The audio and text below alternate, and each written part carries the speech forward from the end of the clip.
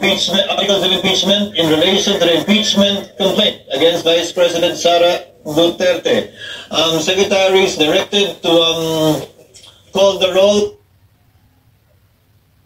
The Honorable Senator Aquino. Senator Cayetano Alan. Sir President, sabi po ng preamble ng Philippine Constitution, we, the sovereign Filipino people, imploring the aid of Almighty God in order to build a just and humane society and establish a government that shall embody our ideals and aspirations, promote the common good, conserve and develop our patrimony, and secure to ourselves and our posterity the blessing of independence and democracy under the rule of law, a regime of truth, justice, freedom, love, equality, peace, do ordain and promulgate this Constitution. Nanumpa po tayo na susundin natin itong Constitution na ito. Madali pong sumumpa, mahirap to pa rin. Madali pong sumumpa na susundin kung naniniwala tayo sa desisyon. Paano kung hindi tayo naniniwala sa desisyon? Yun lang. Paano kung ang tinatanggal ngayong hapon na to ay si President Marcos at ayaw kong maging presidente si Vice President Sara Duterte? Will I have the courage to follow the same decision? That is a test I apply to myself today. Tinignan ko po ang Supreme Court decision, solid po. Hindi nito inaalis ang kapangyarihan sa House to initiate impeachment. February 6 po, sigurado yan. In fact, before February 6, may quadcom na, magiging glorieta na yan soon.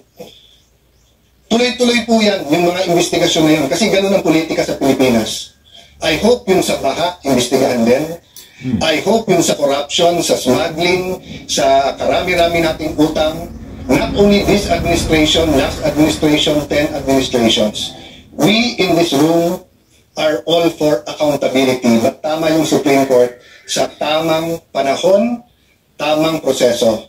Jeremiah 29:11 tells us, "For I know the plans I have for you, plans to prosper you and not to harm you, plans to give you hope in the future." Plano ng Diyos, pagpalain tayo. Pero plano ng Diyos, durugin tayo. So, I remember this episode, I think it was in Twilight Zone, and it was also many times portrayed on television.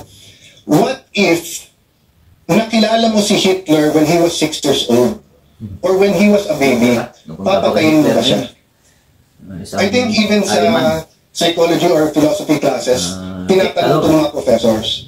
What if you had that unique opportunity, nakatabi mo si Hitler nung 6 years old siya, papatayin mo ba siya? Ang hirap sagutin nun. Of course, for us who believe that thou shall not murder, ang sagot madali. But what if you could have prevented the worst human rights violations in the world, the Holocaust? What if you could have prevented such fire of fascism that it actually swept, kung hindi nagkakamali, nag-Time Magazine of the Year pa si Hitler. I wonder what our answer is. But I know my answer here today. If you kill Hitler when you are 6 years old, if you justify the ends by the means, you will create more Hitlers. So if the Vice President is guilty, dapat po siya ay i-impeach. Pero sa tamang panahon at tamang proseso. Nagsalita ng Korte Suprema na mali ang proseso, mali ang panahon. But yun po, Mr. President, sana kung ano ang discussion since February 5 dito na nakatuon kay Vice President Sara Duterte, sana kung sino ang guilty sa mga baha, ganun din tayo. Hindi naman siguro si Sara ang gumawa ng mga baha. Sana po kung ano ang cause ng pagkabansot or stunting yung corruption, ganun din. Araw-araw talagang wag natin tantanan. Lastly, Mr. President, may I make an appeal to the media, our friends, the vloggers, yung iba nandito, political analysts, advocates, school deans, etc. Nakalagay kasi dito, we all agree on a regime of truth. Parati na lang ang vloggers ang nasasabi ng fake news. Alam niyo po, marami tayong political analyst ngayon, di naman sila analyst eh. Ang ibig sabihin ng analyst provides objective non-partisan, data-driven explanation of political events, systems, and trends. Ang ibig sabihin naman ng advocate, champions a specific cause, policy, or interest group to influence public opinion and policy decisions in favor of their positions. Wala namang masama dun eh. So kung ikaw ay advocate, sabihin mo na lang. Pero mag-a-appear ka sa TV, magpapa-interview ka, sasabihin mo political analyst. Pero gusto mo lang, bata mo maging presidente, nililito mo pa ang tao eh. Ganon din po, ilang beses kami binubuto dito ng iba na ang sabi, bawal daw ang isang senator judge na mag-move to dismiss.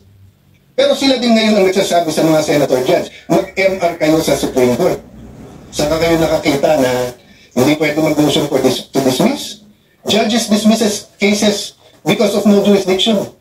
Ang CA, 3 sila o 5. Hindi nyo lang nakikita sa publiko at hindi sila mag-move kasi sila lang nag-uusap. Ang Supreme Court, hindi ba dinismiss nila? Hindi ba sinabi lang no jurisdiction? Tayo kasi dito nag-usap sa hall na to.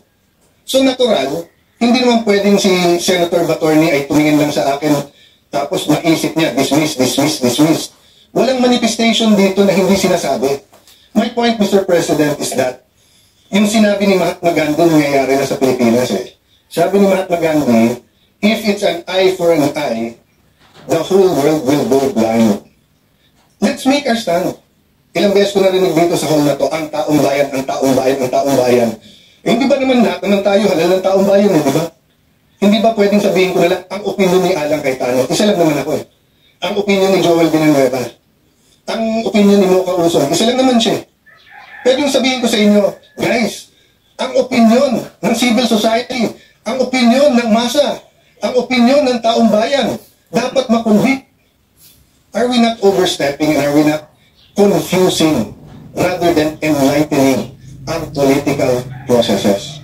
Yes, you might think this is a different Alan Cayetano from the impeachment of President Estrada, impeachment of President Arroyo, impeachment of yung hindi natuloy ng impeachment kay CJ Davide, sa impeachment ni CJ Corona. But aren't we supposed to be wiser?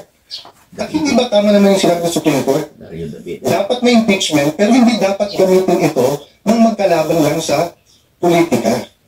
Ayaw natin maging presidente si Vice President Sara, talunin nyo na lang sa 2028. Yun. Ngayon, kung talagang may ginawa siyang masama, edi impeach, pero sa tamang paraan. I apologize if I'm emotional on this issue, but hindi tayo makawala eh. Ang daming mas importanteng issue, pero nakapako tayo sa issue na to. Thank you, dear colleagues, and thank you to Filipino people for the opportunity to share my thoughts on this. So I vote for the motion of Senator